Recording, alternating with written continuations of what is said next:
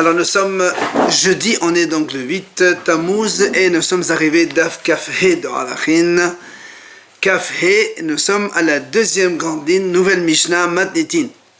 La Mishnah enseigne Hamakdish Sadeo Bishat Ayovel Noten Bezer Ahom Al Seodim Hamishim Shekel Kesef.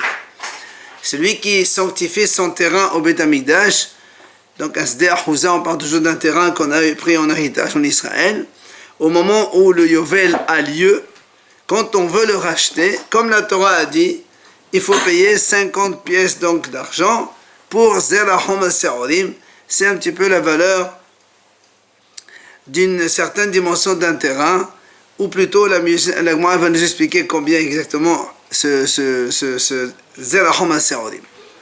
היו שם נקעים עמוקים 10 טפחים או סלעים גבוהים 10 טפחים אינן נמדדין עמה. Si dans le terrain, il y avait des trous de plus de 1 mètre de profondeur, ou bien des rochers de plus de 1 mètre donc de hauteur, eh bien, quand on va mesurer, on ne les inclut pas dans la mesure cela. C'est-à-dire, on mesure que le terrain plat, et cela, on les mesure à part. Pahot mikan nimdadin emma. Si maintenant les trous ou les rochers ils mesurent moins de 1 mètre, alors on les rentre dans les dimensions du terrain, donc ça fait partie du terrain. On a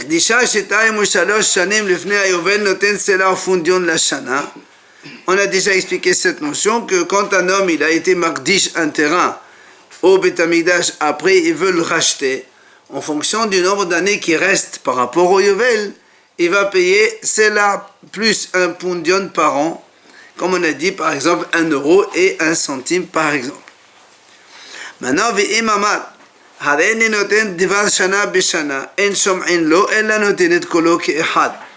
si maintenant, imaginons, il reste 10 ans avant le Yovel, il faut qu'il paye 10 saïm et 10 pundion.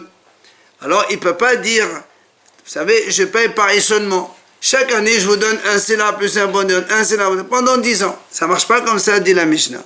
Il faut tout payer d'un coup. Et la Mishnah nous dit ici, tout le monde peut racheter, pas que le propriétaire seulement. Si moi je fais un terrain Makdish Oto Beth Amikdash, je l'offre au Beth Amikdash, le Beth Amikdash n'a rien à faire avec un terrain, il le propose au rachat. D'abord, il commence par le propriétaire. Si le propriétaire ne veut pas, et n'importe quel étranger peut racheter ce terrain au même tarif, c'est la pundion par an jusqu'au Yovel. À la seule différence, dit la Mishnah, Ma ben be'alim lechon adam. C'est quoi la différence entre les propriétaires et un homme étranger? Et là, chez be'alim notin homesh, vechon adam en notin homesh. La seule différence, c'est que quand le propriétaire il va racheter, il va rajouter sur le prix du champ 25%, alors qu'un étranger, lui, il paye donc le prix, le tarif du champ normal. Et quand arrive le Yovel, qu'est-ce qui se passe?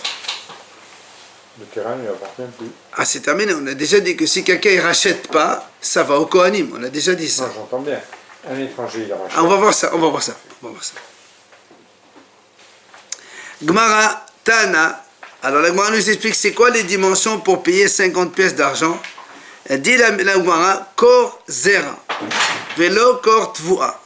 C'est-à-dire les dimensions d'un terrain pour semer là-bas, d'accord, corps d'une semence. Velo Kor Tvua, et pas le corps de récolte. C'est pas le corps de récolte, c'est le corps d'une semence. C'est-à-dire les dimensions, évidemment, sont plus grandes parce que quand tu sèmes,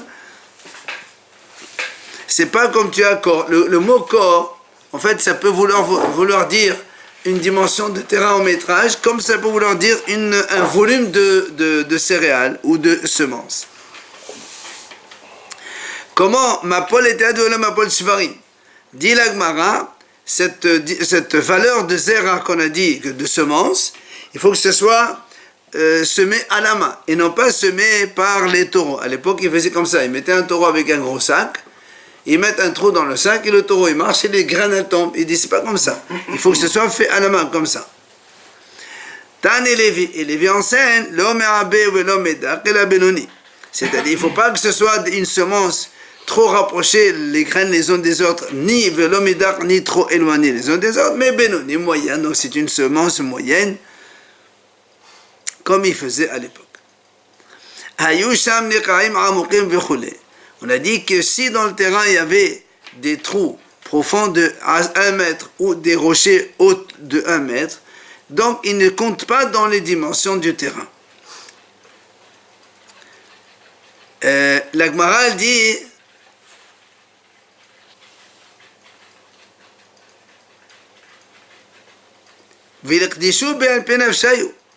pourquoi on ne les mesure pas à part et on leur fait donc appliquer le même statut que le terrain. C'est-à-dire pour le terrain, il y a par exemple le corps, et bien, ou 2 ou 3 ou 4. Et pour les trous et les rochers, on fait des mesures à part et on regarde combien ça coûte et on fait les mêmes, la même indemnisation, le même rachat.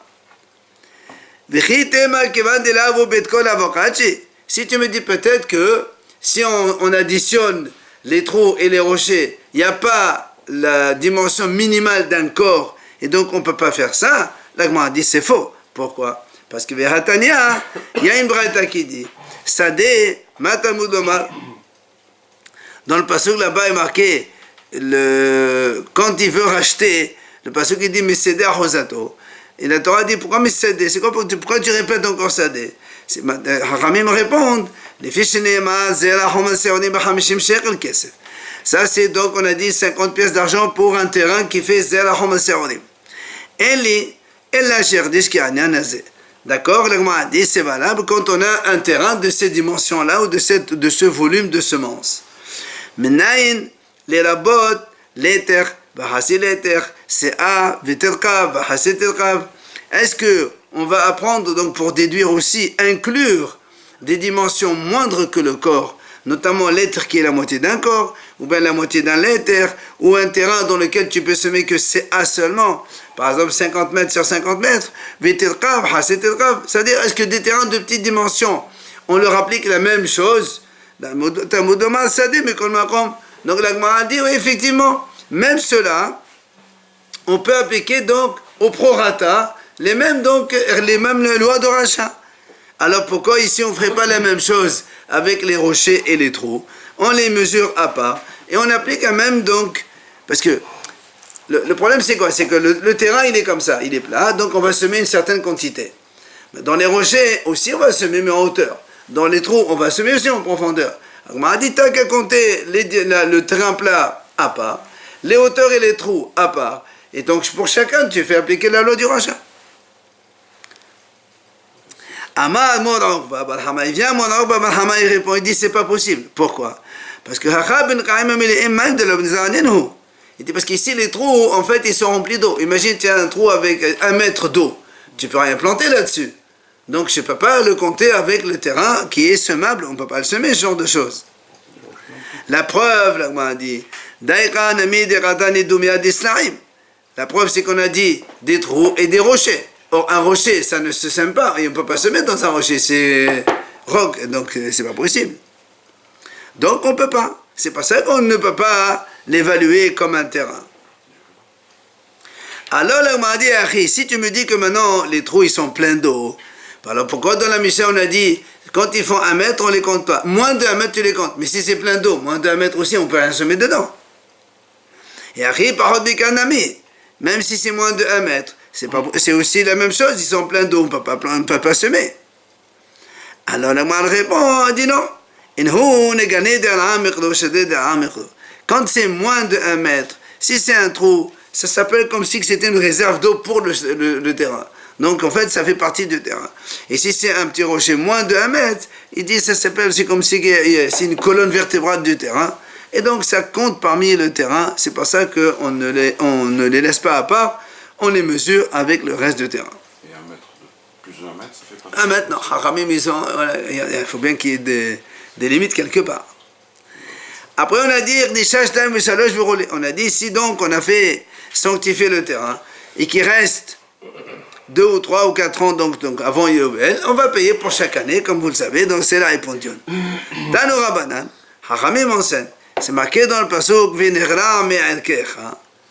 C'est-à-dire, tu diminues de sa valeur Alors, il dit, c'est-à-dire, si maintenant, moi, j'offre mon terrain maintenant, il reste 10 ans, et après, dans 3 ans, je viens, je veux le racheter, il reste plus que 7 ans. Ben, malgré tout, je paierai que le 7 ans, pas les 10 ans depuis que j'ai racheté. C'est ce qu'il dit, c'est-à-dire, même si, donc, imaginons que le Hekdesh, il a travaillé le terrain, il a fait fructifier 1 an, 2, 3 ou 4 ans, ça n'a pas d'importance. Moi, j'ai le droit de racheter mon terrain par rapport au nombre d'années qui reste au Yovel. Même si, dit la Gemara, imaginons que l'Ekdesh, il n'a rien fait avec le terrain. Il n'a pas semé, il n'a pas rien du tout. Il a laissé comme ça, sec, 2, 3, 4 ans. Après, moi, je viens. Et c'est la même chose. Je vais quand même déduire par rapport au nombre d'années qui reste au Yovel. Pas par rapport au nombre d'années que moi, je l'ai sanctifié. C'est ce que dit la Gemara. Noten sela au fondion la shana. On paiera un sela et un fondion par an jusqu'au Yovel. Après, on a dit dans la Mishnah, si monsieur il dit, voilà, vous savez, je veux payer, mais je n'ai pas tout en même temps, on a dit, chaque année je paye, on a dit, ça ne marche pas. On a dit, Tano Rabbanan,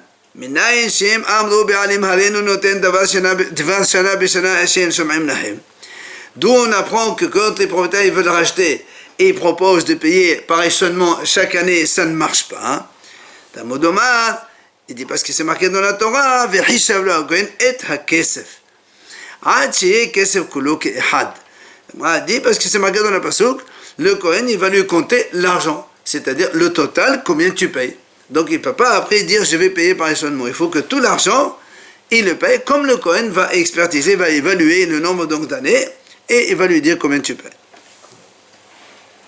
Enfin, on a dit dans la Mishnah, donc c'est quoi la différence entre le fait que le propriétaire lui-même va racheter son terrain ou bien un homme étranger? Comme on vient de l'expliquer. Donc, les propriétaires, s'ils viennent racheter, ils rajoutent donc 25%, puisque c'est un cinquième du total.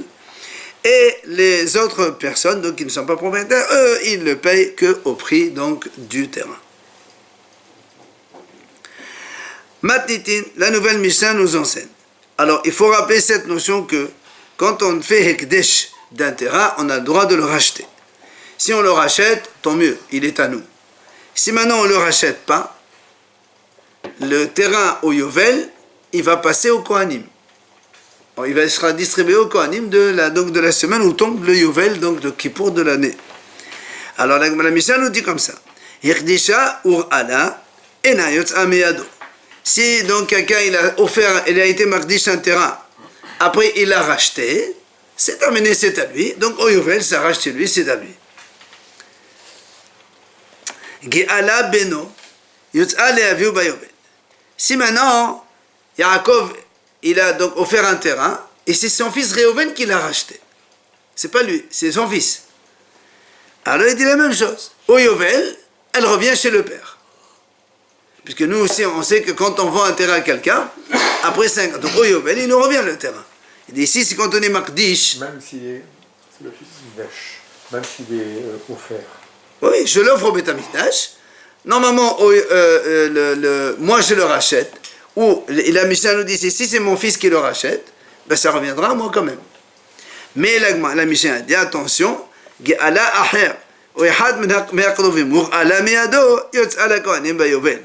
si maintenant, un autre, Monsieur X, il a racheté le terrain. Après, moi-même, je suis parti racheter le terrain chez ce monsieur. C'est fini pour moi. Le terrain, il va au Kohanim.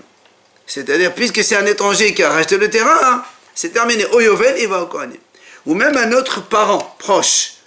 Quand ce n'est pas le fils, le frère, le grand-père ou autre, ça ne marche pas non plus. C'est-à-dire, au Yovel, le terrain, il retournera chez le Kohanim. Hein? C'est comme ça la Torah dit. Si maintenant, qui c'est qui a racheté le terrain, c'est un Kohen. Un Kohen, il a racheté le terrain, il a droit, il a de l'argent. Maintenant, allez chez lui, et le Yovel arrive. Comme on a dit tout à l'heure, normalement, le terrain, il va chez les Kohanim. Alors le Kohen, qu'est-ce qu'il va se dire? Le Kohen, il va se dire, de toute façon, normalement, elle va aller chez le Kohanim, mais moi, je suis Kohen, donc elle reste chez moi. On ne dit pas comme ça. Il est obligé donc de sortir et distribuer ça à tous les kohanim du service du groupe de cette semaine-là. Donc il ne peut pas garder ça. Alors vient l'Agmara nous ramène ici donc cette explication d'où on a déduit tout ça dans le Passouk. Tano Rabbanan Hachim, ils disent comme ça. C'est marqué dans la Torah, Im lo igal et asadeh. Si il ne rachète pas le terrain. Ici on parle de qui? C'est le Béralim, le propriétaire. Ou bien, Gizba. Si maintenant le Gizba, c'est le responsable du Beit HaMikdash, il a vendu le terrain à quelqu'un d'autre. Les Ishaher, les Aher velo laben. Un autre homme et pas au fils de ce monsieur-là. Hein. Dans ces cas-là, on a dit, le terrain il va chez le Kohanim au Yovel. Alors la Gemara dit, attends, mais les Aher velo laben ou non les Aher velo la. Est-ce que quand toi tu dis, le terrain, il sera distribué au Kohanim quand le Gizbar, il a vendu à un autre, et pas le frère, et pas le fils, on a dit. Alors, on a dit peut-être qu'un autre et pas le frère. Ça veut dire que si c'est le frère qui rachète, alors ça revient chez son frère. Nous, on a dit non, seulement quand c'est le fils qui rachète, ça revient au père. Alors, on a dit pourquoi tu ne dirais pas le frère aussi? Alors, il dit, il dit, quand la Torah a dit Ish, c'est-à-dire marqué, la Torah a dit Ve'im machat asadeh le Ish aher. Il dit Ish, c'est un homme, donc c'est son frère. Ma'ani mekayim aher. Alors pourquoi marqué un autre? C'est quoi un autre? Alors c'est velo laben. C'est donc forcément pour exclure l'enfant. Donc seulement l'enfant, quand il achète le fils, on donne à son père, mais pas le frère. Alors on m'a dit, pourquoi tu dis ça? Et pourquoi on ne dirait pas le contraire? Le frère, quand il rachète, il donnera à son frère. Mais le fils, quand il rachète, eh bien, ça va au Kohanim. Elle m'a dit non. Il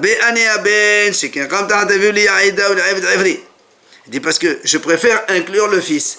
Parce que le fils remplace son père dans deux domaines. C'est quoi les deux domaines? C'est un, Yaïda, c'est-à-dire si le père, il achète une servante juive, et qu'après, il veut se marier avec elle, le père, le maître donc, il peut. Ici maintenant le maître il veut pas, il peut la donner à son fils. Donc le fils peut se marier avec cette fille-là avec l'achat de la servante. Ou bien, quand un homme il a un esclave hébreu qui travaille chez lui, comme il doit travailler pendant 6 ans, si le maître meurt, il continue à travailler les 6 ans chez le fils. Mais s'il n'y a pas de fils, il sort, même s'il y a un frère. Donc tu vois bien que le fils, il est plus proche du père, on va dire comme ça, que le frère. C'est pour ça qu'on a dit que quand c'est le fils qui achète, ça revient au père, mais pas le frère. Bien, la Gemara dit Adraba. On a dit non, au contraire. Moi, je peux te dire, moi, je peux te dire aussi le frère, il est plus proche du frère, de son frère. Pourquoi? Parce que si le frère, quand il se marie, il meurt, il n'a pas d'enfant. Qui c'est qui fait Yuboum? C'est le frère, c'est pas le fils. Alors la Gemara lui dit, mais attends, Klum Yeshiboum, là, comme chez Enben. Alors il dit, mais attends, le hiboum, c'est quand il n'y a pas de fils. Si il y a un fils, il n'y a pas d'hiboum. Tu vois bien que c'est le fils qui est important.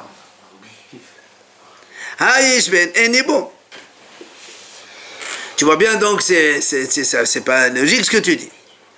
Viens la Gemara dit, pour les la Gemara dit, pourquoi tu ne lui réponds pas? Même si, imaginons, tu as dit, oui, c'est vrai, le frère il fait hiboum, le fils non, d'accord. Mais nous, dans le fils, on a vu qu'il y a deux avantages comparables au père. Se marier avec la servante et l'esclave hébreu. Alors que là, de l'autre côté, le frère, il n'a qu'un seul point de comparaison. 2 contre 1. Normalement, c'est le 2 qui l'emporte. Pourquoi tu as besoin de dire, mais s'il n'y a pas d'hiboum, il n'y a pas de fils, il n'y a pas d'hiboum. S'il y a un fils, il n'y a pas d'hiboum. On m'a dit non, mais je me dis, parce qu'il dit, parce que le rêve d'Avri, justement, d'où on a appris, nous, que l'esclave hébreu, quand le maître meurt, il va chez le fils, c'est de là. Quand on a voulu là-bas, on a dit, Yeshiboum, el ben chez Enben. Kloum. La Gemara dit là-bas, on se posait la question, est-ce que quand un monsieur, il a un rêve d'Avri, un esclave hébreu, et il meurt, est-ce que l'esclave il passe au fils ou est-ce qu'il passe au frère? Et nous on a dit justement parce que comme le fils remplace son père, comme on a dit maintenant pour les Aïda, c'est-à-dire pour se marier avec la servante, alors il lui a dit, mais alors pourquoi tu ne dis pas plutôt le frère parce qu'il y a Yiboum? Alors on a dit justement c'est à cause de ça que s'il y a un fils, il n'y a pas d'Yiboum. Donc c'est l'argument, un des deux arguments, c'est ça pour le Rêve d'Avdi. Donc c'est pas un argument supplémentaire, c'est le même argument. Vient Rabba Balavou, il pose une question. Si maintenant, c'est la fille qui a racheté le terrain, c'est pas le fils, la fille elle a racheté le terrain. Est-ce que quand il vient Yovel, il revient à son père, ou est-ce que c'est considéré comme une étrangère, et donc il va au Kohanim? Et la Gemara donne les deux hypothèses. Est-ce qu'on va dire, puisque quand il s'agit de Yiboum, quand est-ce que on fait Yiboum? C'est quand le mari n'a pas ni de fils ni de fille. Donc la fille et le fils, ils ont le même statut. Et donc on va dire ici la même chose. Si la fille rachète le terrain, elle le donne à son père après au Yovel. Ou Dilma, ou bien tu vas me dire non, pas du tout. Ou bien tu vas me dire non, pas du tout. Parce que la fille, quand il y a un garçon, la fille, elle n'hérite jamais. Alors donc tu vois bien que la fille, elle est considérée comme une étrangère. Et donc dans ces cas-là, si la fille elle rachète le terrain, eh bien au Yovel, il partira chez le Kohanim. C'est pas le père qui va le reprendre. C'est donc les deux hypothèses. On pose la question, qu'est-ce qu'on fait? Tashema, la Gemara vient nous donner une réponse. Detana devela bishmael. Kol shehu aher bimchom ben, vehanami bimchom ben ki aher damia. Il dit, Rabbi Ishmael il dit comme ça. Quand il y a un autre bimchom ben, ça veut dire que s'il y a un enfant, s'il y a un garçon, on va dire comme ça, l'autre il est considéré comme un étranger, eh bien ça compte pas. Or ici, effectivement, quand il y a un garçon, la fille elle est comme une étrangère parce qu'elle ne prend pas de l'héritage quand il y a un garçon, donc on la considère comme étrangère. La réponse donc, c'est que quand la fille elle rachète un terrain de son père, ben, au Yovel, il repart chez les Kohanim, il ne va pas chez son père. Ba'ir Rabbi Zera. Viens Rabbi Zera maintenant, il pose une autre question. Il dit, Isha, mi ma'amed la sadeh. Si maintenant, c'est une femme qui a nirsemelog, donc des biens qui sont à elle, et elle a sanctifié, imaginons elle a un terrain d'héritage, qu'elle a sanctifié au Beth Amikdash, elle a ouvert au Beth Amikdash. Alors la Gemara dit, mi ma'amed la sadeh, qui va racheter le terrain pour qu'il revienne chez la femme? Est-ce que Baal Mokim la Sheken Yorsha, est-ce que c'est son mari? Parce que le mari, il hérite la femme quand elle meurt et qu'il n'y a pas d'enfant. Ou bien, Odin, Ben Mokim la Sheken Yorsha, qui va morza. Ou bien c'est le fils qui va donc racheter le terrain et qui va donc le redonner à sa mère. Parce que le fils, Notel Balaoui qui va morza. C'est-à-dire le fils, il prend l'héritage, aussi bien ce qu'il y a maintenant que ce qui va venir plus tard. Alors que le mari, non. Le mari prend que ce qu'il y a donc, au moment même où il y a le décès. Et là, on ne répond pas à cette question, Tiro, donc il n'y a pas de question. Ben, il n'y a pas de réponse. Rami, il pose une question à Rav Hazda. Il lui dit, rappelez-vous, hier on a dit que si un homme, il offre un terrain au Beth Amikdash moins de 2 ans avant le Yovel, vous vous rappelez, on a dit, il n'y a pas de rachat au prorata. Il doit payer 50 pièces comme un champ normal. Ah, là, on m'a dit, dans ces cas-là, est-ce que, même dans ce cas-là, quand puisque lui, il a racheté le terrain à 50 pièces, au Yovel, le terrain est valé au Kohanim, oui ou non? Normalement, quand on a un délai de rachat et qu'on paye au prorata, c'est pour ça qu'on a dit, si finalement tu ne l'as pas racheté, alors il va au Kohanim. Mais ici, on n'applique pas le système de rachat au prorata. Est-ce que tu vas me dire, on applique aussi la même sanction que le terrain est valé au Kohanim? Amalé, il lui répond, il dit, Maïdater, pourquoi tu poses cette question? Parce que, parce que dans la Torah c'est marqué, donc tu diminues en fonction donc, des années qui restent par rapport au Yovel, comme on a dit, nous, un séla pondion par an. Et après la Torah dit, dans ces cas-là, et juste après la Torah dit, et quand donc il arrive le Yovel, le champ, il va aller au Kohanim, alors tu vas me dire, des bad galan in, de la bad galan là, donc seulement dans le cas où on fait cette notion de prorata par an, c'est pour ça que si on ne le fait pas, il va aller au Kohanim. Et donc tu veux me dire dans ce cas-là, si quelqu'un il offre un terrain moins de 2 ans avant le Yovel, et donc il n'y a pas de prorata puisqu'on paye 50 pièces d'argent, dans ces cas-là, il ne va pas au Kohanim. Là, on m'a dit non. À Draba, au contraire, moi je peux te dire autre chose. Quoi? Il me le dira à la Sadeh. Si tu rachètes pas le terrain, dans ces cas-là, le terrain il va au Kohanim. Mais comme ici, et ici, on a racheté, puisqu'on peut le racheter avec 50 pièces, mais je le rachète quand même. Et dans ces cas-là, il ne va pas au Kohanim. Donc, question, on ne répond pas. Si maintenant un Kohen il a racheté ce terrain, alors le Gemara dit, Tanu Rabbanan, c'est marqué dans la Torah, la Kohen teye ahuzato. C'est-à-dire, on a dit que quand le terrain il n'a pas été racheté, ça va aller au Kohen. Ok? Alors, ils disent, Matamudoma, pourquoi tu dis la Kohen teye ahuzato? Pourquoi ahuzato? Dis la Kohen teye, pourquoi ahuzato? Il dit, d'où on sait que si un terrain qui normalement, s'il n'a pas été racheté, il va aller par le propriétaire ou par son fils, comme par exemple on a dit tout à l'heure, alors au Yovel, il va aller chez les Kohanim. Alors si maintenant, si c'est un Kohen qui va racheter le terrain, le Kohen il va pouvoir se dire, de toute façon elle va aller au Kohanim, maintenant qu'elle est chez moi, elle reste chez moi. Ah, il dit, donc le Kohen il se décide déjà quand le terrain ne m'appartient pas, moi j'ai une part dedans. Maintenant qu'il est à moi entièrement, n'est-ce pas que je le garde? Il dit non, c'est pour ça que la Torah dit ahuzato. La Kohen te ahuzato. Quand est-ce qu'il aura un terrain? Quand c'est le sien. Ahuzat shelo. Son terrain, lui il est à lui. Mais ve'enze shelo. Mais ce terrain qu'il a racheté, c'est pas à lui puisqu'il n'a fait que le racheter au prorata. C'est pour ça,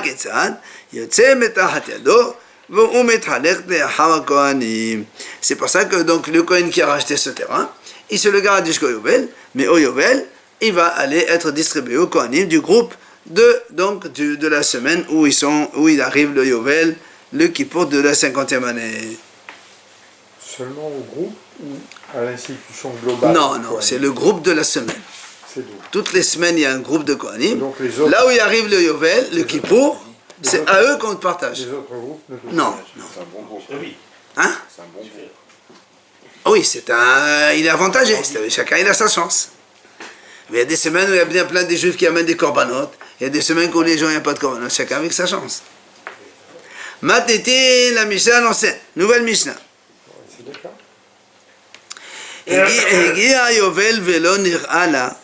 Si le Yovel arrive et le champ n'a pas été racheté. Donc quelqu'un il a offert un terrain au Beit Hamikdash, il n'a pas racheté, et donc le Yovel arrive. Il y a ici trois avis différents. Rabbi Yehuda dit, les Kohanim ils prennent le terrain, mais ils payent la valeur, parce que comme il n'a pas été racheté, donc il faut payer.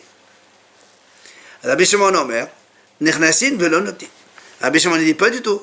Les Kohanim rentrent, ils prennent le terrain, mais ils ne payent rien du tout. Rabbi Eliezer Omer, lo nechnasin velo notin. Rabbi Eliezer dit non, pas du tout. Ni ils rentrent, ni ils payent. Tant que le terrain n'a pas été racheté, les Kohanim ne peuvent rien faire. Il faut qu'il soit racheté par quelqu'un, et après, au Yovel, ils le prennent les Kohanim. Non, c'est le propriétaire qu'on dit rachète, c'est fini. Mais si c'est un étranger qui rachète, au Yovel, il va le Kohanim. C'est ce qu'il dit. C'est-à-dire qu'un terrain que moi j'ai fait Ekdesh et personne n'est venu le racheter, il s'appellera Sadir et Toshin, c'est-à-dire un terrain abandonné, il restera jusqu'au prochain Yovel. Si maintenant il arrive le deuxième Yovel, et encore une fois personne ne l'a racheté ce terrain, ça s'appelle abandonné, super abandonné, on va dire comme ça. Jusqu'au troisième Yovel, on attend encore. On n'a pas dit qu'au Yovel, les Kohanim sont tout de suite propriétaires. Oui, mais il faut qu'il soit racheté d'abord par un Israël. Il n'est pas racheté. Il n'a pas été racheté celui-là. C'est pour ça qu'on parle. Dans ces cas-là, on a trois avis. Un, il dit les Kohanim le prennent, même sans rachat. L'autre, il dit non, ils prennent, ils payent. Et l'autre, il dit non, pas du tout. Tant qu'il n'a pas été racheté une fois, on ne prend pas. Évidemment. Voilà, c'est ce qu'il dit, lui, Rabbi Eliezer.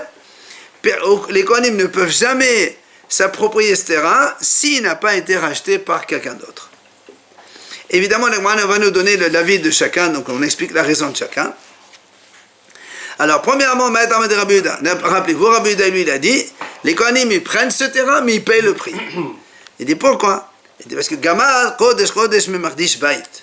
Rabbi Yehuda, il a appris ça, il y a marqué ici Kodesh. Et quand quelqu'un, il offre une maison au Beit Hamikdash, c'est marqué comme ça là-haut, la même chose, c'est-à-dire, Ma le'alan bedamim, avkan bedamim. De la même façon, quand un homme, il offre une maison au Beth Amikdash, la maison, elle ne peut aller que par... Enfin, il faut payer obligatoirement pour racheter cette maison, donc, au Beth Amikdash. C'est pour ça que ce terrain aussi, il ne peut sortir de Hekdesh que moyennant argent. C'est pour ça que Rabbi Yehuda dit, même si c'est les Kohanim qui vont le prendre, eh bien, ils doivent payer quand même le prix. Ça, c'est Rabbi Yehuda. Et il le paye à qui? Au Beth Amikdash. De toute façon, en tant que Kohanim...